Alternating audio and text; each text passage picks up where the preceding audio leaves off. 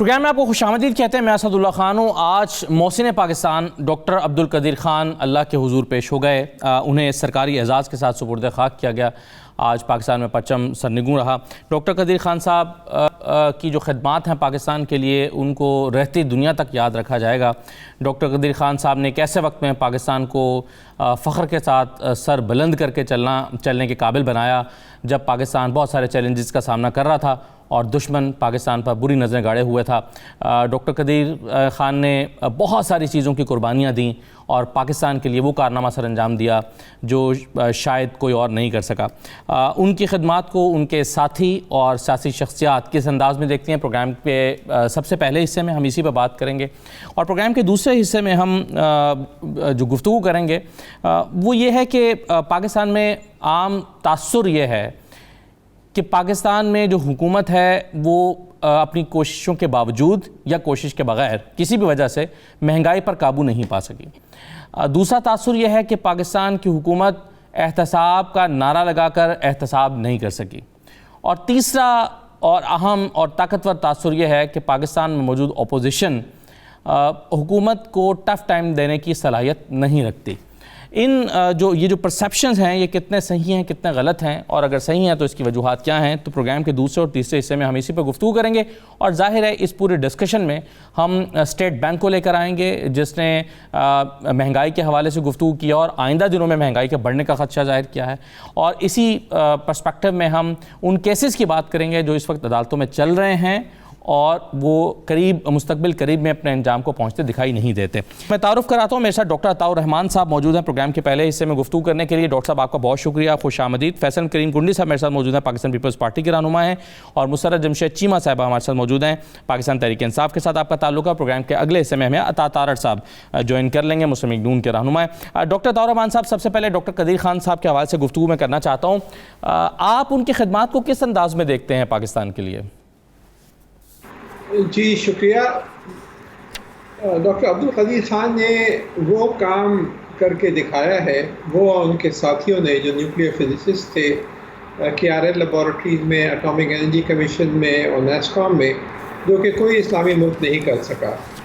اور وہ بھی اتنے محدود وسائل سے ہم نے اپنی نیوکلیئر کیپیبلٹی ڈیولپ کری, اور اس کے باوجود کہ بہت سارے سینکشنز تھے پاکستان کے اوپر, اور جو ہمیں چاہیے تھی چیزیں نیوکلیئر جو ڈیوائسز ہم بنا رہے تھے, جو سینٹریفیوجز بنا رہے تھے ان کے بنانے کے لیے, وہ ہم امپورٹ نہیں کر سکتے تھے. اس کے لیے جو پائپس چاہیے تھے, اس کے لیے اور جو پارٹس چاہیے تھے, ان کو فیبریکیٹ کرنا, ان کو بنانا یا کوئی دوسرے پارٹ دوسری جگہ سے لے کر آنا, ان سب چیلنجز کو نہ صرف میٹ کیا گیا بلکہ ایک بہت ہی آسان طریقے سے ہم نے لیٹسٹ ٹیکنالوجیز کے سینٹریفیوجز بنائے پاکستان میں, اور ان کو چلایا اور یورینیم کی انریچمنٹ کری, اور بعد میں پھر جو ٹریگرنگ ڈیوائسز تھے اور میزائلز جو تھے سسٹمز ڈیلیوری کے لیے, وہ بھی یہاں پہ بنائے گئے. تو یہ ایک بڑا تاریخی ان کی کوششیں تھیں, اور اس میں شروع میں جو سہرا جاتا ہے وہ ذوالفقار بھٹو صاحب کو جاتا ہے, جن کے پاس آ کے یہ ملے تھے, اور بھٹو صاحب نے ان کو کہا تھا کہ میں آپ کو پوری طرح سپورٹ کروں گا. اور بعد میں جو صدور آئے جس میں جنرل ضیاء الحق اور بعد میں صدور, انہوں نے پوری طریقے سے ان کو سپورٹ کیا, اور جس کے نتیجے میں آج پاکستان ایک بہت بڑی ایٹمی طاقت بن کر سامنے آیا ہے, اور ہندوستان کے سامنے اپنی آنکھیں سے آنکھیں ملا کر ہم برابری کے طور پر بات کرتے ہیں. ورنہ اللہ ہی جانتا ہے کہ پاکستان کے ساتھ کیا ہوتا اگر ہم نیوکلیئر طاقت نہیں بنے ہوتے. اچھا ڈاکٹر صاحب, ہم نے دیکھا کہ عالمی طاقتوں نے ڈاکٹر عبدالقدیر پر بہت الزامات بھی عائد کیے. آپ کے خیال میں ڈاکٹر صاحب, اور پھر ظاہر ہے ڈاکٹر صاحب اس کی وجہ سے بہت دباؤ میں بھی رہے, آپ کے خیال میں جو الزامات عائد کیے گئے اس میں اور ڈاکٹر قدیر صاحب سے خائف ہونے کی اصل وجوہات میں فرق ہے؟ جو مغرب خاص طور پر ڈاکٹر قدیر سے خائف رہا, ناراض رہا؟ نہیں, بات یہ ہے کہ پاکستان کے اوپر تو ہر قسم کی الزام تراشی رہتی ہے, اور ڈاکٹر قدیر کو بھی اس کا سامنا کرنا پڑا.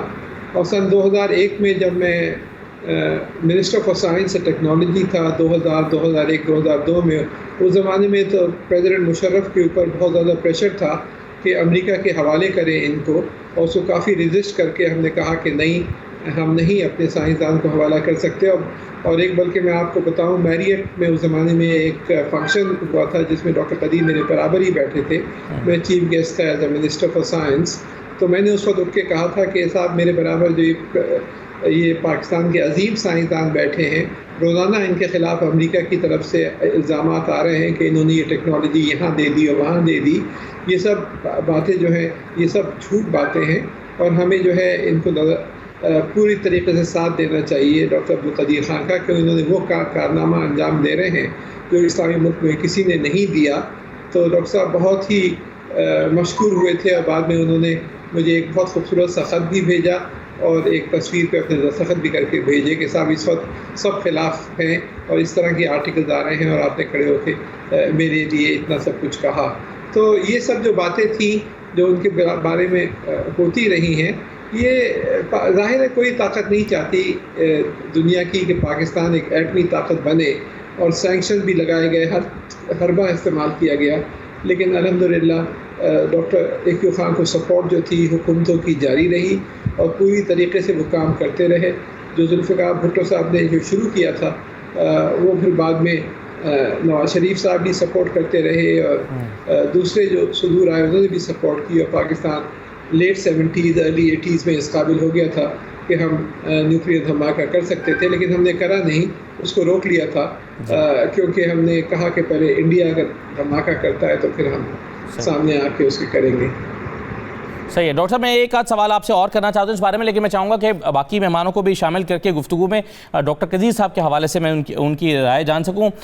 مسرت چیمہ صاحبہ، ہم دیکھتے ہیں کہ قوموں کی زندگی میں کئی ایسے واقعات آتے ہیں جب پوری قوم ایک ساتھ کھڑی ہو جاتی ہے اور سر اپنا فخر سے بلند کر لیتی ہے. مثال کے طور پر بعض اوقات آپ کوئی ورلڈ کپ جیتتے ہیں، بعض دفعہ کوئی جنگ جیتتے ہیں، بعض دفعہ کوئی ڈیبیٹ جیت جاتے ہیں انٹرنیشنل فورم پر، یا کوئی مقدمہ جیتتے ہیں اور آپ قوم کھڑی ہو جاتی ہے. لیکن میں جب اپنی پچھلے 75 سال میں ایک تاریخ پر نظر ڈالتا ہوں تو مجھے سب سے زیادہ قابل فخر کارنامہ، یا جس میں پوری قوم کو سب سے زیادہ فخر ہوا ہوگا، شاید وہ دن تھا کہ جس دن پاکستان نے ایٹمی دھماکے کیے تھے، اور ڈاکٹر قدیر صاحب کا اس میں بنیادی رول تھا. آپ کیسے دیکھتی ہیں ان کی خدمات کو؟ بسم اللہ الرحمن الرحیم. السلام علیکم.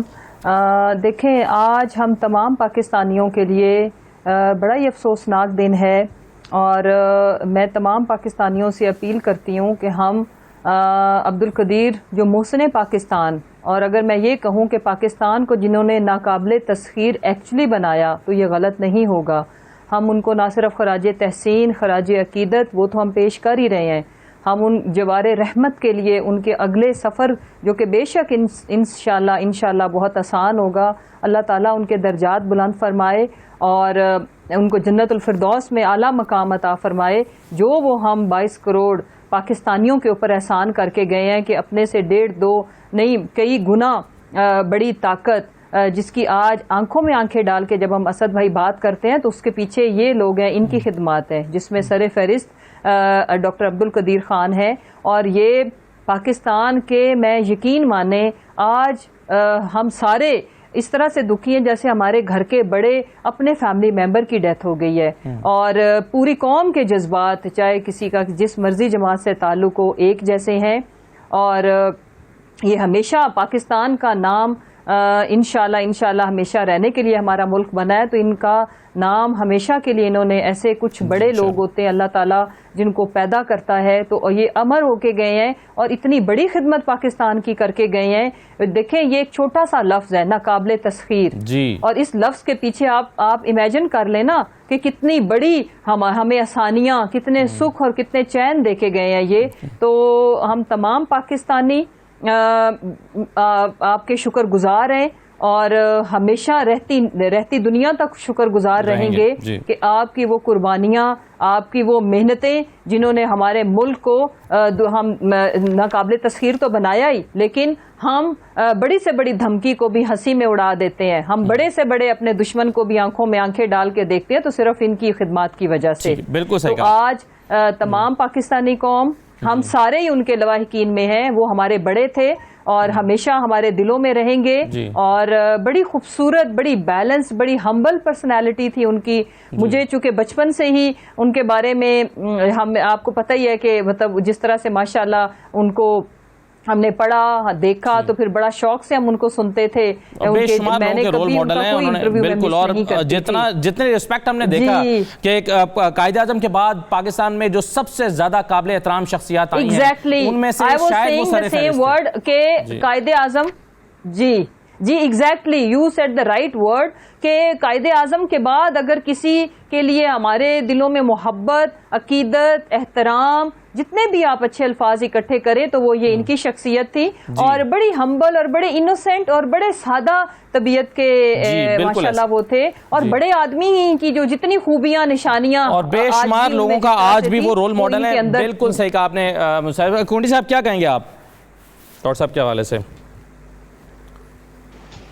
بسم اللہ الرحمن الرحیم. دیکھیں, ڈاکٹر عبدالقدیر خان کی وفات آج پورے پاکستان بلکہ پورے عالم اسلام کے لیے ایک بڑی افسوسناک خبر تھی. اور جو ہے ڈاکٹر عبدالقدیر خان نے جو پاکستان کے لیے جو کام کیا, میں سمجھتا ہوں پاکستان کے نہیں بلکہ پورے امت مسلمہ کے لیے جو کام کیا, وہ میں سمجھتا ہوں کہ اس کو ساری جو ہے وہ ساری عمر ہم جو ہے اس کو یاد رکھیں گے. انہوں نے جس طریقے سے پاکستان کی جو ہے ڈیفنس کو مضبوط کیا, امت مسلمہ کے بلکہ ڈیفنس کو مضبوط کیا. آج اگر ہم اپنی دشمنوں کے ساتھ آنکھوں میں آنکھیں ڈال کر بات کرتے ہیں تو وہی وجہ ہے کہ ہماری جو ڈیفنس سسٹم ہے یا اٹامک جو ہم کنٹری بنے انہی کی وجہ سے ہے. لیکن یہاں پہ کچھ چیزیں ایسی بھی ہیں ان کی ذریعے میں, جیسے ان کے ساتھ ہوا ان کی اپنے دور زندگی میں, جب مشرف صاحب کے دور میں ان کے ساتھ جو کچھ ہوا, یا آج آخری رسومات. میں سمجھتا ہوں کہ یہ آج پالیٹکس کا تو اس ایشو پہ نہیں کرنا چاہیے, لیکن حق تو یہ بنتا تھا کہ ہمارے پریزیڈنٹ آف پاکستان یا پرائم منسٹر ان کے آخری رسومات جو ان کے نماز جنازہ تھا اس میں شرکت کرتے. لیکن دونوں غالباً میرے خیال میں پریزیڈنٹ صاحب ملک میں نہیں ہے اور وزیر اعظم صاحب کافی زیادہ مصروف تھے جو جنازے میں شرکت نہیں کر سکے. اور جو ان کے جو ول تھی, جو ان کی جو وصیت تھی کہ مجھے فیصل مسجد کے لان میں دفنایا جائے, تو میں سمجھتا ہوں کہ ان کو حکومت کو چاہیے تھا کہ وہیں پہ جو ہے ان کو دفنانا چاہیے تھا. لیکن اب تو وہ خیر دونوں جو چیزیں وہ گزر گئی ہیں, لیکن یہ چیزیں جو ہیں کم از کم یہ ہونی چاہیے تھی. اور یہ جو ہے جو ان کی مطلب کہ ول کے مطابق یہ چیزیں ہونی چاہیے لیکن نہیں ہو سکی. کنڈی صاحب, اس میں یہ ہے کہ ان کے اہل خانہ کی رضامندی تھی اور انہوں نے ان کے کہنے پر ان کو ایچ ایڈ میں وہ تو صاحب یہ تو جب اب میں اس پہ پالیٹکس نہیں کرنا چاہتا, پھر یہ جب آنے والا وقت ہی بتائیں گے کس کی چلیں اس پر کوئی کامنٹ کرنا چاہتی ہیں آپ؟ میں ڈاکٹر صاحب کے پاس جانا چاہتا ہوں, مسرت صاحبہ, کہ پرائم منسٹر کو جانا چاہیے تھا. جی اسد بھائی, جی دیکھیں اسد بھائی, ایک تو یہ کہ بالکل ان کی جو وصیت تھی اس کے مطابق گورنمنٹ نے وہاں پہ, آپ کو پتہ ہے کہ انیشلی کھدائی بھی شروع ہوئی, لیکن ان کی جو فیملی تھی وہ یہ ان کی خواہش تھی کہ وہ جس جگہ پہ وہ دفنایا گیا ہے عبدالقدیر صاحب کو, وہاں پہ دفنایا جاتا. دوسری جہاں تک رہ گئی بات ہے کہ پورے اعزاز کے ساتھ اور پوری عزت اور احترام اور تکریم کے ساتھ ان کی آخری رسومات کی گئی ہیں سرکاری اعزاز کے ساتھ. جی اس میں یہ ہے کہ سیکیورٹی ریزنز تھیں, اور اگر شامل ان دونوں میں سے ہو جاتے تو زیادہ اچھا ہوتا ہے. جی صحیح, چلیں بالکل صحیح ہے. اچھا ڈاکٹر طاہر رحمان صاحب, سر یہ کہیے کہ ڈاکٹر عبدالقدیر صاحب نے صرف پاکستان کو ناقابل تسخیر ہی نہیں بنایا, نہ صرف پاکستان کو ایٹمی طاقت بنایا, بلکہ انہوں نے ایک ادارہ قائم کیا, اس ادارے میں کا ایک پورا ایک سٹرکچر بنا, اس میں پھر بہت سارے لوگ ان کی زیر نگرانی ٹرین ہوتے رہے, اور پھر باقی اور بھی سائنسدانوں کی زیر نگرانی.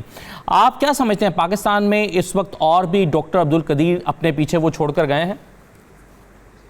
جی بالکل, جو انہوں نے ٹریڈیشن قائم کی تھی اور جو ڈسپلن اور جو آرگنائزیشن, جس انداز سے انہوں نے اس ادارے کو KRL کو قائم کیا, تو یہ کافی ان کے ریٹائرمنٹ کے بعد بھی یہ ایکسپینڈ ہوا, اور جس انداز سے انہوں نے شروع کیا تھا انہی کی ٹریڈیشنز کے اوپر وہ چلتا رہا ہے. بہت بہترین کام ہوتا رہا ہے وہاں پر, میزائل ڈیولپمنٹ کا کام ہوتا رہا ہے, اور یہ ایک بہت بڑا پروگرام ایکچولی ہمارا الحمدللہ بن گیا ہے, جس کے اندر ایک تو مینوفیکچر ہے سینٹریفیوجز کا تاکہ انرچ کر سکیں یورینیم, اس کے ٹریگرنگ ڈیوائسز بنا سکیں, پھر اس کے میزائل سسٹمز ہم بنا سکیں, اور میزائل سسٹم پہ بہت بہترین کام ہوا ہے جس میں نیسکوم انوالو رہے ہیں, اٹامک انرجی کمیشن کے سائنسدان انوالو رہے ہیں, اور ڈاکٹر آیت عثمانی نے جو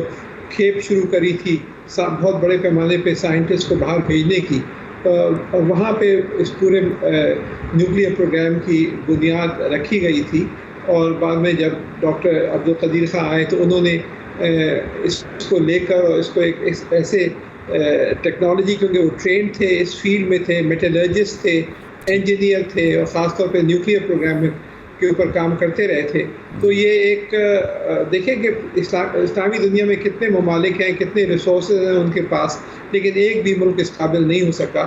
یا تیسری دنیا کے دوسرے ممالک دیکھ لیں, کوئی بھی کامیاب نہیں ہو سکا اپنے نیوکلیئر پروگرام بنانے میں, اپنے اٹامک ویپن سسٹم بنانے میں, جیسے پاکستان کامیاب ہوا. تو میں بالکل ایگری کرتا ہوں جو کچھ کہا جا رہا ہے ان کے بارے میں, کہ بڑا ہسٹورک ان کی کنٹریبیوشن رہی ہے الحمدللہ. جی بالکل صحیح ہے ڈاکٹر صاحب. ڈاکٹر عبدالقدیر خان صاحب کی خدمات کو ہمیشہ یاد رکھا جائے گا, جو کارنامہ پاکستان کے لیے سر انجام دیا, اور جب جب پاکستانی فخر سے سر بلند کریں گے اور پورے اعتماد کے ساتھ چلیں گے, اور جب کہیں گے کہ ہم ناقابل تسخیر ہیں, ڈاکٹر قدیر خان ہمیں یاد آئیں گے. ڈاکٹر طاہر رحمان صاحب آپ کا بہت شکریہ. ہم ایک چھوٹا سا بریک لیتے ہیں, بریک کے بعد واپس آ کر میں گفتگو کروں گا کہ 3 طرح کے پرسیپشن کی میں نے شروع میں بات کی تھی, کہ حکومت کے خلاف ایک پرسیپشن احتساب کے حوالے سے ہے, ایک مہنگائی کے حوالے سے ہے, اور ایک پرسیپشن اپوزیشن کے حوالے سے بھی ہے کہ وہ حکومت کو ٹف ٹائم دینے میں بری طرح ناکام ہے یا وہ اس کی صلاحیت ہی نہیں رکھتے. ان پر گفتگو کریں گے اور کچھ کیسز کی بات کرتے ہیں جو اس وقت موجودہ چل رہے ہیں جو احتساب کے حوالے سے, کچھ اسٹیٹ بینک کی رپورٹس آپ کے ساتھ شیئر کرتے ہیں, کچھ آنے والے دنوں میں مہنگائی کے حوالے سے جو کچھ کہا جا رہا ہے, خطرے کی گھنٹی بجائی جا رہی ہے. ایک بریک لیتے ہیں, بریک کے بعد واپس آتے ہیں.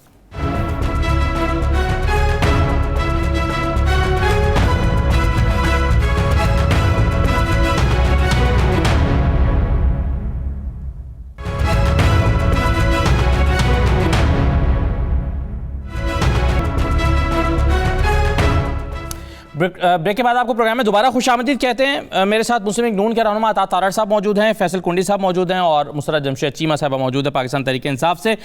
میں عطا تارڑ صاحب سب سے پہلے آپ سے شروع کرتے ہوئے 2-3 سوال اسپیسیفک کرنا چاہتا ہوں, اور پھر احتساب کا جو حکومت کا نعرہ اور بیانیہ اور کوشش ہے پھر اس پہ بھی بات کرتے ہیں. مجھے سب سے پہلے تو یہ بتائیے, ایک کیس چل رہا ہے شہباز شریف صاحب کا, ایف آئی اے کے ان پر الزامات ہیں, ایف آئی اے کا جو اینٹی کرپشن سرکل ہے وہ ان کے خلاف ایک ایف آئی آر کاٹتا ہے, آپ ضمانت لینے پہنچ جاتے ہیں بینکنگ کورٹ کے پاس. آپ ضمانت لینے کے لیے relevant court, anti corruption court کے پاس کیوں نہیں جاتے جو کہ پروسیکیوشن کے مطابق صحیح فورم بنتا ہے؟ بہت شکریہ اسد اللہ خان صاحب, آپ کی ریسرچ اس کیس کے حوالے سے میرے سے بہتر ہے, اور آپ ہر پیشی پر obviously نوٹس بھی لیتے ہیں, پروسیکیوشن کا سٹاف بھی سنتے ہیں, ہمارا بھی سنتے ہیں. بات یہ ہے کیونکہ یہ اکاؤنٹ کا کیس تھا, اور جب اکاؤنٹ کا کیس ہو تو اس کا ریلیونٹ فورم بنتا ہے بینکنگ آفینسز کا کورٹ, کیونکہ کرپشن کے حوالے سے دیکھیے نا تو یہ بتایا گیا ہے کہ جو مبینہ کرپشن ہے وہ کس منصوبے میں کی گئی, کس ٹھیکے میں کی گئی, کس ٹینڈر میں کی گئی, کہاں سے سرکاری خزانے کو نقصان پہنچا, اور کرپشن کے حوالے سے ان کو یہ کوئی شک و شبہات پیدا ہوئے, یہ تو پروسیکیوشن بتانے سے قاصر رہی ہے. اور کیونکہ اکاؤنٹ کا کیس تھا تو اس کا ریلیونٹ فورم بینکنگ کورٹ ہی بنتا تھا. مجھے یہ پروسیکیوشن کا آفٹر تھاٹ اس لیے لگتا ہے کہ پچھلے 11 ماہ ان کو یہ خیال نہ آیا کہ وہ غلط کورٹ میں جا رہے ہیں. اور دیکھیے میرا بھی لا کا تھوڑا بہت بیک گراؤنڈ ہے, اگر آپ نے کسی کورٹ کے دائرہ اختیار کو چیلنج کرنا ہو تو وہ پہلی یا دوسری پیشی پر کیا جاتا ہے. لیکن یہ قانونی طور پر تو یہ ان کا مطلب پروسیکیوشن کا کہنا یہ ہے کہ ہم کسی بھی سٹیج پہ کر سکتے ہیں, تو قانون تو الاؤ کرتا ہے نا کہ کسی بھی سٹیج پہ کر سکیں. قانون میں اس کی گنجائش بالکل موجود ہے, مگر دیکھیے دوہرا معیار تو نہیں ہو سکتا کہ جہانگیر خان ترین کے کیس میں کرپشن بھی ہو, وہ سرکاری طور پہ ان کی جو جماعت ہے وہ حکومت میں بھی ہو, چینی کی ایکسپورٹ کی بھی اجازت دی گئی ہو, چینی کی قیمت بھی مہنگی ہو, لوکل مارکیٹ میں قلت بھی ہو, اور جہانگیر خان ترین بھی اپنی بیل جو ہے وہ بینکنگ آفینسز کورٹ سے کروائیں. تو یعنی اس کیس میں کیوں نہیں دائرہ اختیار کو چیلنج کیا گیا, جبکہ تفتیشی ٹیم کے ہیڈ وہاں بھی ڈاکٹر رضوان تھے اور تفتیشی ٹیم کے ہیڈ یہاں بھی ڈاکٹر رضوان ہیں. تو مجھے یہ لگتا ہے کہ یہ ایک آفٹر تھاٹ ہے, اور یہ کیونکہ عدالت میں بری طریقے سے ایکسپوز ہو گئے ہیں کہ تفتیش یہ کرتے نہیں ہیں اور معاملے کو التوا کا شکار کرتے ہیں. اور میں آپ کو بتا دوں کہ جو منی لانڈرنگ کر رہے ہیں, ابھی تک انہوں نے یہ نہیں بتایا کہ منی لانڈر کہاں کی گئی, کسی ملک کا نام سامنے نہیں آیا کہ کس ملک میں پیسے بھجوائے گئے یا وہاں سے واپس منگوائے گئے، اس حوالے سے بات ہی نہیں کی گئی. ٹھیک ہے. اور جو بینک اکاؤنٹس ہیں اس میں بینک جو متعلقہ بینکرز کی بیل ہو چکی ہے، اور جب وقت آئے گا تو ملک کی جو انتظامیہ ہے وہ اپنے دفاع میں بتائے گی. ٹھیک ہے. اچھا ایک سوال کا جواب اور دیجیے گا طاہر صاحب، وہ یہ کہ شہباز شریف صاحب بار بار کہتے ہیں، ہر پیشی پر کورٹ میں کہتے ہیں کہ مجھ پر یہ جو کیس ایف آئی اے کی طرف سے بنایا گیا ہے یہ نیب کی طرف سے بنائے گئے کیس کا ریپلیکا ہے، جبکہ اس میں پروسیکیوشن کا ایف آئی کا خیال یہ ہے اور نیب بھی یہ سمجھتی ہے کہ دونوں کی جو ٹرانزیکشنز ہیں، یعنی نیب کے پاس جو ٹرانزیکشن بینک ٹرانزیکشنز کا ریکارڈ موجود ہے اور جو ایف آئی اے کے پاس موجود ہے اس میں ایک بھی ٹرانزیکشن میچ نہیں کرتی، اس لیے وہ اس کا ریپلیکا نہیں ہے. ان کی اپنا ریسرچ ہے یا اپنی ایک انویسٹیگیشن ہے اور ان کی انویسٹیگیشن کے نتیجے میں اپنے ٹرانزیکشنز موجود ہیں جو کہ دونوں کے الگ الگ ہیں. دیکھیے وہ کہتے ہیں کہ نقل کے لیے بھی عقل کی ضرورت ہوتی ہے. یہ کہ سبجیکٹ میٹر وہی ہے، الیج جنہوں نے وہی کیا ہے کہ جی یہ پیسے آئے ہیں اور یہ ملازمین کے اکاؤنٹ میں گئے ہیں مبینہ طور پہ، مگر نیب کے کیس سے اس کی کچھ نہ کچھ ڈفرینسیشن اس حد تک ضرور بنتی ہے کہ یہ سارے کمرشل ٹرانزیکشن ہیں. اور وہ مگر جو ایسٹ بیانڈ مینس کا کیس تھا اس میں بھی انہوں نے کمرشل ٹرانزیکشن کو سائڈ ضرور کیا تھا، مگر اس کے ساتھ ساتھ انہوں نے ایسٹس کے حوالے سے بھی چھان بین کی. اور جو دیکھیے جب کوئی بندہ پبلک آفس ہولڈر ہوتا ہے قانون کے مطابق وہ اپنے ایسٹ ای سی پی میں بھی ڈکلیئر کرتا ہے اور federal board of revenue F B R میں بھی ڈکلیئر کرتا ہے. یہ ریپلیکا ضرور ہے مگر یہ اس کا بہت گندا ریپلیکا ہے. اور میں یہ سمجھتا ہوں کہ جب ان کمرشل ٹرانزیکشن کی چھان بین کی جائے گی مزید اور گہرائی میں ایف آئی اے جائے گی تو میرا یہ ماننا ہے کہ ان کو منہ کی کھانی پڑے گی، بیکاز یہ سارے کمرشل ٹرانزیکشن ٹریڈنگ سے ریلیٹڈ ہیں اور یہ ملک کے معاملات سے ریلیٹڈ ہے جس کا شہباز شریف صاحب سے کوئی تعلق نہیں ہے. ٹھیک ہے. اور پھر بھی جو مل انتظامیہ ہے، مل کے جو اپنے متعلقہ افسران ہیں وہ اس کا جواب دیں گے. ٹھیک ہے. اور میں سمجھتا ہوں کہ یہ بہت ہی ناقص کیس ایف آئی اے نے بنایا ہے اور اس میں رسوائی کا سامنا کرنا پڑے. چلیں عطا صاحب میں دو تین چیزیں آپ سے اور بھی ڈسکس کرنا چاہتا ہوں، لیکن پہلے ذرا مسرت چیمہ صاحب اور فیصل کنڈی صاحب کا جواب لے لیں. احتساب کا جو نعرہ ہے اس پر ایک پرسیپشن یہ پچھلے 3 سال میں مسرت صاحبہ یہ ڈیولپ ہوا ہے، اس وقت صحیح ہے یا غلط ہے لیکن یہ پرسیپشن بڑا اسٹرانگلی ایگزسٹ کرتا ہے سوسائٹی میں کہ حکومت احتساب کرنے میں ناکام رہی ہے اور سیاسی لوگوں سے پیسے نہیں نکلوا سکی. اس کا جواب شاید آپ سے مانگا جائے گا جب آپ الیکشن میں جائیں گے. دیکھیں اسد بھائی، سب سے پہلے تو میرے بھائی ابھی جو فرما رہے تھے ہم ان کی بات کو الگ رکھتے ہیں، ہم بات کر لیتے ہیں شہباز شریف صاحب کی. شہباز شریف صاحب سے جب بھی پوچھا گیا، ان سے پوچھا گیا کہ آپ کے یا آپ کی جو فیملی ممبر جس میں ان کی وائفز یا ان کے بچے یا ان کے ملازمین ان کے اکاؤنٹس میں پیسے کیسے آئے. کتنا سادہ سوال ہے، ہم سادہ باتیں کرتے ہیں، ٹیکنیکل باتیں. تو اس کا سادہ جواب دیا انہوں نے کہ ان سے پوچھیں اس کا جواب جن کے اکاؤنٹ میں آئے. جی اس کا سادہ نہیں، میں بتا دیتی ہوں نا، اس کا انہیں بہت زیادہ زبردست عالی شان جواب دیا. انہوں نے کہا دیکھیں میں نے میٹرو بنائی، دیکھیں ہم نے موٹر ویز بنائی، دیکھیں میں نے اورنج ٹرین بنائی. اس کے بعد ان سے جب بار بار یہ کوسچنز ریپیٹ کیے گئے اور انہوں نے کوئی 2 گھنٹے سے کم کی وہ پریس کانفرنس نہیں کرتے، کبھی انہوں نے اس چیز کا جواب نہیں دیا. اور اس کے بعد انہوں نے کہا کہ یہ مجھے ہراس کرتے ہیں. جب کیمرے کے اندر کی جائے انویسٹیگیشن اس سے بھی یہ بھاگ جاتے ہیں. دیکھیں امپورٹنٹ چیز یہ ہے کہ ہم کتنا کامیاب ہوئے ہیں یا کتنا نہیں. ہاں ایک پوائنٹ پہ میں آپ سے ایگری کرتی ہوں کہ جتنا تیزی سے ہم نے سوچا تھا کہ ہم ان سے سارا کرپشن کا پیسہ نکالیں گے وہ بات آپ کی بالکل ٹھیک ہے، لیکن اس میں ہم 2 چیزوں میں جو کامیاب ہوئے ہیں اس کا ہمیں کریڈٹ آپ ضرور دیں اسد بھائی. ایک تو یہ کہ جی میں عرض کرتی ہوں، ایک تو یہ کہ پاکستان میں جو میگا کرپشن تھی اس کا ہم نے خاتمہ کیا. دوسری بات یہ کہ قبضہ مافیا کو ہم نے ختم کیا اور ہم نے سینکڑوں ایکڑ واگزار کرائے. کافی زیادہ ریکوریز بھی ہوئی ہیں، لیکن ان خاندانوں سے پیسہ نکلوانے میں انہوں نے دیکھیں یہ نیب کو انہوں نے بنایا ہوا تو تھا ایک دوسرے کو فکس کرنے کے لیے، لیکن اس میں جو پیچیدگیاں تھی جس کی وجہ سے یعنی کہ ایک چپڑاسی کا بھی کیس دیکھ رہا ہے نیب، اسی وجہ سے تو ہم اس میں ایک آرڈیننس لے کے آئے ہیں جس کی انتہائی تکلیف ہے کوئی کہ آپ انٹرنیشنل اسٹڈی یا لوکل اسٹڈی یا آپ کی اپنی حکومت کی اسٹڈی یا انڈیپینڈنٹ اداروں کی اسٹڈی کہ آپ نے میگا کرپشن کا خاتمہ کیا یا دعویٰ کیا، اس کی سپورٹ میں آپ کے پاس کچھ موجود ہے؟ دیکھیں میں تھوڑا سا عرض کر دوں. سب سے پہلے تو یہ کہ میگا کرپشن کرتا کون تھا؟ آپ کا حکمران طبقہ. قبضہ مافیا کے پیچھے بھی یہی تھے، چونکہ ڈائریکٹ بینیفیشری یہ تھے، مین بینیفیشری یہ تھے، باقی قبضہ کرنے والوں کو بھی کچھ پرسنٹیجز ملتی تھی اس میں. پھر ہم نے دیکھیں ہم day by day we are improving our systems. سب سے پہلے ہم اگر نیب کے اوپر ہی رہیں، نیب کے اندر جو ہم ابھی آرڈیننس لے کے آئے ہیں اس میں آپ یہ دیکھیں گے کہ جو آپ کا جو گلا ہے وہ کسی حد تک بجا ہے.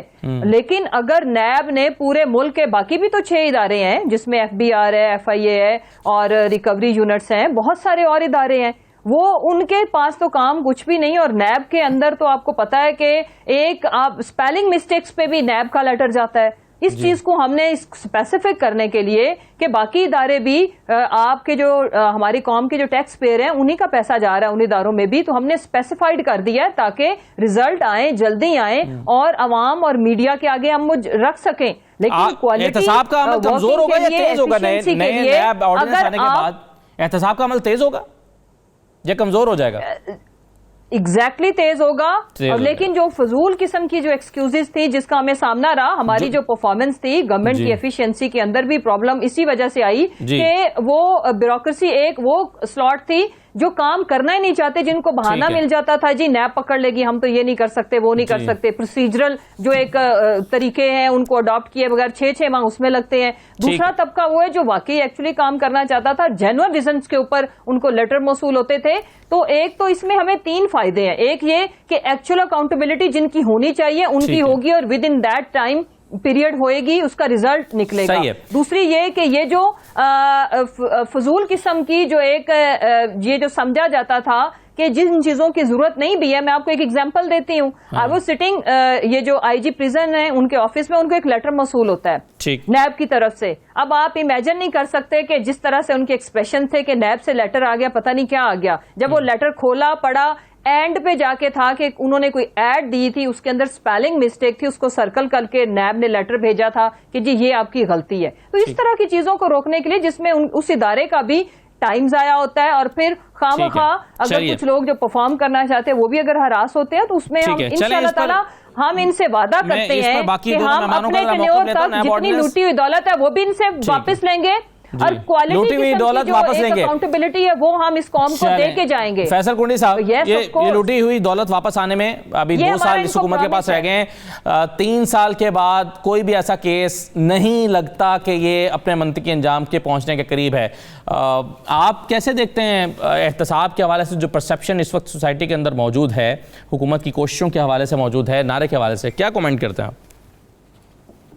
دیکھیے اسد صاحب، مسرت صاحبہ نے باتیں کی. پہلی بات تو یہ ہے کہ انہوں نے کہا کہ جی یہ ایک دوسرے کو فکس کرنے کے لیے انہوں نے جو ہے وہ نیب کا ادارہ بنایا تھا. ان کی اطلاع کے لیے عرض ہے کہ آپ 2008 سے لے کے 2013 تک دیکھ لیں کیسز ہم نے کس کو فکس کیا ہے، اس میں کہاں پر پولیٹیکل وکٹمائزیشن ہوئی ہے. یہ آئندہ کسی پروگرام میں یا آپ کو بتا دیں، آپ مجھے کنوے کر دیں کہ ہمارے دور حکومت میں ہم نے کس کو فکس کیا تھا. تو یہ دوسری بات یہ ہو سکتا ہے نا آپ کے اوپر آپ کی تو ترجیح نہیں تھی احتساب کرنا، کیونکہ آپ نہیں میں بات کروں، ہم نے بنایا تھا ایک سیکنڈ آپ اپنی باری بولیں، ابھی آپ لکھ لیں فی الحال جو میں کہہ رہا ہوں. اب دوسری بات یہ ہے کہ ہم نے پبلک اکاؤنٹ کمیٹی بنائی تھی، اس کو لیڈر آف دی اپوزیشن کو اس کو ہیڈ بنایا تھا تاکہ جا کے وہ جو ہے حکومت کی اکاؤنٹیبلٹی کرے. ٹھیک ہے، اس طریقے سے باقی ادارے اگر آپ جوڈیشری کی بات کریں وہ بھی ان کی اپنا ایک فورم ہے، فوج کا اپنا ایک فورم ہے جو کہ اکاؤنٹیبلٹی کرتے ہیں. ٹھیک ہے، لیکن اب بات یہ ہے کہ ان کے وزیر اعظم نے کہا تھا، ان کے جو لیڈر تھے انہوں نے کہا مجھے جب حکومت ملے گی 6 مہینے میں ساری دولت بھی لوں گا، سب کو ٹانگ دوں گا. آج تک نہ دولت لے کے آ سکے نہ ٹانگ سکے، صرف یہ کر سکے کہ نیب کو ایک اغوا برا تاوان کا ادارہ بنایا. آپ جائیں اس کے ساتھ ڈیل کریں، ان کے ساتھ جو ہے وہ کچھ پیسے دیں، باقی آپ کے پیسے کلیئر ہو جاتے ہیں. یہ کہتے ہیں ہم نے اتنی ریکوری کر لی ہے، تو یہ اغوا برا تاوان کا ادارہ بن گیا. پھر آپ بتائیں کہ جو ایک وزیر ان کے تھے جو کہ 200 ارب روپے ہم IMF کے منہ پہ مار دیں گے، وہ کدھر گئے؟ انہوں نے کب منہ پہ مارے؟ کتنے؟ ایک ہفتے دوسرے دن کہتے ہیں ہم مار دیں گے. دعوے انہوں نے بہت کی تھی. اب کہتے ہیں ہم نے میگا کرپشن نہیں کی. ایک جنگلہ بس بنتی ہے 40 ارب کی جو کہ کرپشن سے بھرپور ہوتی ہے، اور ایک BRT پشاور کی بنتی ہے جو کہ 100 ارب کراس کر گئی ہے لیکن وہ زمزم سے دھلی ہوئی ہے کیونکہ انہوں نے کرپشن نہیں کی ہے. ٹھیک ہے، اب مجھے بتائیں کہ 40 ارب اور 100 ارب کراس کر کے اس پہ بتائیں ان کے جو رنگ روڈ والے ہیں یا چینی اسکینڈل والے ہیں یا آٹے اسکینڈل والے ہیں یا ماسک والے ہیں یا بلین ٹریز والے ہیں، مجھے بتائیں اسکینڈلس کا کیا ہوا اور مجھے بتائیں ملم جبہ کا کیا ہوا. اب یہ کہتے مطلب ہے کہ یہ کہتے ہیں یہ کرپشن نہیں ہے. پھر دوسری بات یہ ہے کہ بتائیں کہ آپ نے کہا کہ ہم نے زمینیں وغیرہ کری ہیں. آپ کے اپنے پروونشل اسمبلی کے MP نے کہا کہ میرا CM پنجاب جو ہے وہ قبضہ مافیا کا سرغنہ ہے، اس کا لوگوں کی زمینیں قبضہ کر رہا ہے. اسی کے علاقے کے MP نے کہا، ان کی پارٹی کے MP ہے. انہوں نے اس کو کچھ نہیں کہا. آج مجھے اعظم سواتی کے ساتھ CDA کی زمین پہ قبضہ کیا, انہوں نے کیا کیا اس کے ساتھ. تو یہ چیزیں ہیں خود ہی. آج کہتے ہیں ہم نے نیب کو ٹھیک کر دیا. آپ مجھے بتائیں کہ پاناما پیپرز کے بعد ابھی جو پینڈورا آیا ہے, پاناما میں یہی عمران خان کہہ رہا تھا کہ استعفیٰ دیں, اپنے آپ کو کلیئر کریں, پھر آئیں. آج جب ان کے اپنے نورتن آ گئے ہیں اس کے اندر, اب کہتے ہیں کہ میں خود اس کا ہیڈ بنوں گا اور میں ان کو نہ رو دوں گا یا NOC دوں گا. آج بنے نا GIT, ان سے استعفیٰ لیں, GIT بنائیں اور جو ہے اس کو ریزائن کروائے اپنے لوگوں سے, پھر ان کو کلیئر کر کے پھر ان کو آگے بولے کہ آ کے استعفیٰ لے لیں. ان کے جتنے ATM مشین ہیں, جن پہ اسکینڈل آئے, جو کہ فورنرز تھے, وہ اس ملک میں نہیں ہیں. اب ملک سے باہر چلے گئے ہیں, پیسے لوٹ موٹ کے وہ ملک سے باہر چلے گئے ہیں. ٹھیک ہے, باقی جو ان کے ہیں ان کو NOC دے رہے ہیں, کلین چٹ دے رہے ہیں. ان کی واشنگ مشین جو ہے وہ بڑی اوور ٹائم کام کر رہی ہے. لیکن جن پروجیکٹس کی آپ نے بات کی نا پونڈی صاحب, آپ جیسے مثال کے طور پہ ہم نے BRT کی بات کیا, تو BRT کو اب نیب نہیں پوچھ سکتا. اس کی وجہ یہ ہے کہ وہ ایک ڈیسیژن تھا, ایک کابینہ کا ڈیسیژن ہوگا, چیف منسٹر کا ڈیسیژن ہوگا. وہ ڈیسیژن اگر غلط بھی ہوا یا اس کے نتیجے میں نقصان بھی ہوا تو وہ ایک گڈ انٹینشن کے ساتھ دیا گیا ڈیسیژن تھا. تو اب نیب کے وہ دائرہ اختیار میں نہیں آتا. آپ ماضی کی باتیں کر رہے ہیں, اب آرڈیننس آ چکے ہیں. نہیں, فکر نہ کریں, ٹائم بدلتے اور آنکھیں بدلتے لوگوں کے کوئی وقت نہیں لگتا. ان سے ہم حساب لیں گے. آج جو حضرت عمر علیہ السلام کی ہمیں مثالیں دیتے تھے, آج ہم اس سے کہتے ہیں کہ ہمیں دیں توشے خانے کا حساب. وہ کہتے ہیں کہ نہیں, یہ تو مال غنیمت ہے, اس کو تو میں خود لوٹوں گا, آپ کا کوئی حق نہیں بنتا کہ آپ مجھ سے پوچھیں. کیوں نہیں دیتے توشے خانے کا حساب؟ 2 سابق وزیر اعظم پہ کیسز بنائے ہوئے ہیں. ہمیں بتا دیں کہ ہم تو نہیں کہہ رہے کون سے ملک سے کیا چیز آئی ہے, ہمیں بتا دیں کہ انہوں نے کیا چیزیں وہاں پر ہیں, انہوں نے کتنی پیمنٹ کی اور نکالیں. لیکن ایک چیز جو ابھی بات کر رہی تھی نا عطا تارڑ صاحب, ابھی مسرت صاحب نے ایک بات کی اور میرا سوال بھی کچھ اسی قسم کا تھا. انہوں نے کہا کہ شہباز شریف سوال کیا جاتا ہے کہ یہ پیسے آپ کے ملازموں کے اکاؤنٹ میں کیسے آئے, تو وہ کہتے ہیں کہ جی میں نے اورنج چین بنائی اور میں نے یہ کام کیا اور میں نے وہ کیا. اب کل کورٹ میں شہباز شریف صاحب نے کہا تھا کہ جی میرے بارے میں FIA اخباروں میں یہ خبریں لگوا رہا ہے زور لگا کر کہ جی میں سوال کچھ پوچھتا ہوں, مجھ سے سوال کچھ پوچھے جاتے ہیں اور میں جواب ادھر ادھر کی باتیں کر رہا ہوں, صحیح جواب نہیں دے رہا. کیا یہ درست نہیں ہے کہ شہباز شریف صاحب سے جو 20 سوال یا 25 سوال پوچھے گئے اس کا انہوں نے اسپیسیفک جواب نہیں دیا, اور جو FIA کہتا ہے کہ ادھر ادھر کی باتیں کی, جو کل خود بھی شہباز شریف صاحب کہتے ہیں, ایسا ہی ہے طاہر صاحب؟ دیکھیے, پہلی بات تو یہ ہے کہ ان کی من مرضی کے جواب نہیں دیے جا سکتے.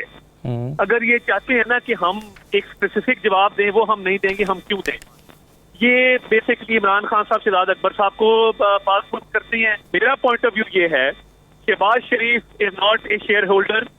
وہ کبھی CEO نہیں رہے, کبھی MD نہیں رہے, ان کا مل کے معاملات سے کوئی تعلق نہیں ہے. اور اگر FIA بے نامی الیج کرتا ہے, اگر کرتا ہے, ابھی تک نہیں کیا, تو یہ بے نامی ٹرانزیکشن FIA کو پروو کرنا ہوں گے. ہمیں یہ کہتے ہیں کہ جی آپ لکھ کے دیں یہ بات. ہم اپنا دفاع کا حق رکھتے ہیں. ایک جھوٹے بے بنیاد من گھڑت کیس جس میں برطانیہ کی عدالت نے FIA کا پلندہ اٹھا کے باہر پھینکا, اس کے اندر FIA یا عمران نیازی کی مرضی کا جواب جمع نہیں کرایا جا سکتا. اور ابھی جو محترمہ فرما رہی تھی, بات بڑی کلیئر ہے, کھیل ان کے ہاتھوں سے نکل چکا ہے. 4تھے سال میں یہ داخل ہو گئے ہیں. عثمان گلزار نے پنجاب کا بیڑا غرق کر دیا. ان کو تو پتہ نہیں TV شوز کا ٹینک کیسے ملتا ہے. جتنا ڈینگی پھیل گیا ہے میرے لاہور شہر میں, ان کو تو چاہیے گلی گلی محلے محلے پھریں, اویئرنیس کیمپین چلائیں, موثل بانٹیں لوگوں کے اندر, اور لوگوں کو کہیں یہ سیاسی تدابیر ہیں. یہ خواب خرگوش میں سوئے ہوئے ہیں. گلزار صاحب کے ایک دن کے کھانے کا خرچہ 80,000 روپیہ ٹیکس پیئر کی جیب سے جا رہا ہے روزانہ کا, اور ان کو شرم نہیں آتی. یہ الزام کسے ہیں, اور اربوں روپے کے ڈاکے سے نیچے ان کا کوئی ایک سکینڈل بھی نہیں ہے. نہیں, لیکن اب دیکھیں نا, آپ سر بات کریں پرفارمنس کی اور احتساب کی, لیکن اب جو نیا آرڈیننس آیا اس کے بعد تو احتساب بہتر ہو جائے گا, پرفارمنس بہتر ہو جائے گی نیب کی. دنیا کا بدترین اور کالا اور سیاہ ترین NRO عمران نیازی نے اپنے وزراء کو دیا ہے. اور دیکھیں, ہم انتقام والے لوگ نہیں ہیں.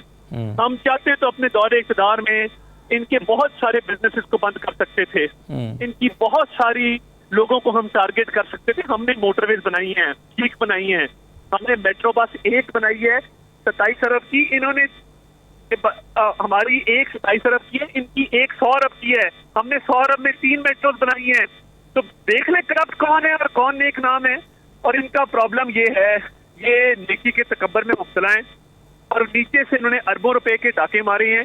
وہ آٹا ہو, چینی ہو, ادویات ہو, BRT ہو, فورن فنڈنگ ہو, یہ کیس جب کھلیں گے تو ان کا خوفناک چہرہ قوم کے سامنے آئے گا. اور آج روٹی مہنگی ہے, پیٹرول مہنگا ہے, بجلی مہنگی ہے, گیس مہنگی ہے.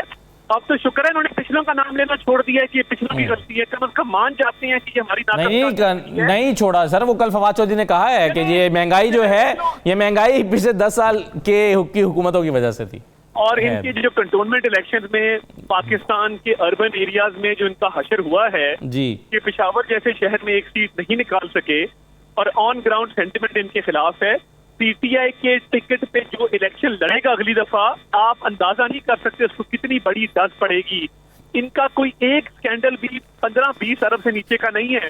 چینی کا اکیلا سکینڈل 120 ارب روپے کا ہے. چلیں عطا صاحب بالکل صحیح ہے، یہ ان کو جو چیلنجز پولیٹیکلی ہیں وہ challenges P M L N کے اندر بھی ہیں، وہاں پر محمد کے نظریے پر اور اس پر ایک لڑائی پڑی ہوئی ہے، بہت سارے چیلنجز، اور خود پی ایم ایل این کی اپنی پارٹی کے اندر کچھ لوگ سمجھتے ہیں کہ اگر اس طرح سے ہم اس لڑائی کے ساتھ الیکشن میں جائیں گے تو بڑی ڈز پڑے گی، جو آپ لفظ استعمال کر رہے ہیں. بہرحال میں ایک چھوٹا سا بریک لیتا ہوں. مہنگائی کے حوالے سے یہ پرسیپشن کی حکومت بری طرح سے ناکام ہو گئی ہے، کتنا درست ہے کتنا غلط ہے، کیا کہتے ہیں اس پر صاحبان اقتدار اور اپوزیشن میں بیٹھے ہوئے لوگ. بریک کے بعد واپس آتے ہیں.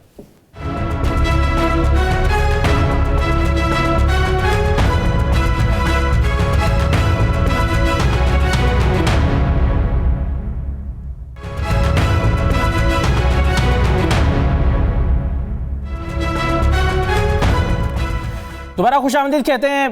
مسرت چیمہ صاحبہ، اس وقت لوگ مہنگائی سے اتنا پریشان ہے کہ ان کو لگتا ہے کہ حکومت کچھ کر بھی نہیں سکتی. یہ 22 اشیاء کی قیمتوں میں اضافہ ہوا ہے دوبارہ 1.21% ایک ہفتے کے دوران مہنگائی بڑھ گئی ہے، سالانہ 13% کے قریب ہو گئی ہے، اور رپورٹس یہ ہیں کہ یہ بڑھے گی، ڈالر 180 پر چلا جائے گا. ایسا لگتا ہے حکومت کے پاس کوئی حل ہے ہی نہیں اور حکومت اس پہ کچھ کر ہی نہیں سکتی. یہ پرسیپشن ہے، آپ کے پاس اس کا توڑ ہے؟ کیونکہ یہ بہت ڈیمیجنگ پرسیپشن ہے آپ کے خلاف.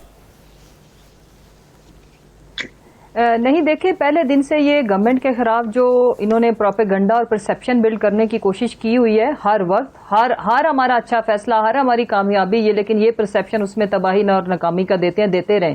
دوسری جہاں تک ہے کہ بات ٹائم شارٹ ہے، میں بہتر ہوتا کہ ان کو کہ اس وقت سب سے زیادہ بڑا چیلنج حکومت کو مہنگائی کا ہی چیلنج ہے. خود شیخ رشید اس کا اعتراف کرتے رہتے ہیں. جی وہ ہے، لیکن اس کی کچھ ریالٹی دیکھیں اسد بھائی، میں ریالٹی بیس بات کروں گی. اٹس بیٹر کہ آپ اس کو چیلنج کریں، نہ کہ طارق صاحب کی طرح جیسے وہ ماشاءاللہ سے ہمیں بتا رہے تھے جھوٹ وہ اتنے بڑے بول رہے ہیں بغیر ثبوت کے، انہوں نے الزام لگا دیے. یہ ان کے پاس کیا ثبوت ہے کہ 80,000 ایک دن 80,000 روپے کھانے کا بل کیا یہ پے کرتے ہیں؟ دوسری بات ہے دیکھیں جھوٹ جتنے مرضی ان سے بلوا لیں، جھوٹوں کا تو یہ ان لوگوں کے ترجمان ہے جو کہتے ہیں میری لندن تو کیا پاکستان میں جائیداد نہیں. زیادہ جذباتی نہ ہوا کریں، اپنی باری پہ بولیے گا، اپنی باری پہ بولیے گا. اچھا میرے ساتھ اچھا دوسری بات یہ کیا ہر دن ایسے ہوتا ہے؟ کسی دن میں بھی اگر دعوت کروں گی تو ہو جائے گا. ہر دن ہوتا ہے، ہر دن ہوتا ہے. آپ وہ لوگ ہیں جو مشیل اوباما نے غریب بچیوں کی ایجوکیشن کے پیسے دیے تھے، وہ مریم نے اپنے فیشن پہ اڑا دیا. آپ تو چپ کر جائیں. آپ وہ لوگ ہیں، آپ وہ لوگ ہیں جو اٹھا کے نوٹ بانٹتے تھے اس ملک کے. آپ دیکھیں اسد بھائی، میں ان کی باری پہ نہیں بولی، ان کو پتہ نہیں کیا ہو جاتا ہے کی طرح.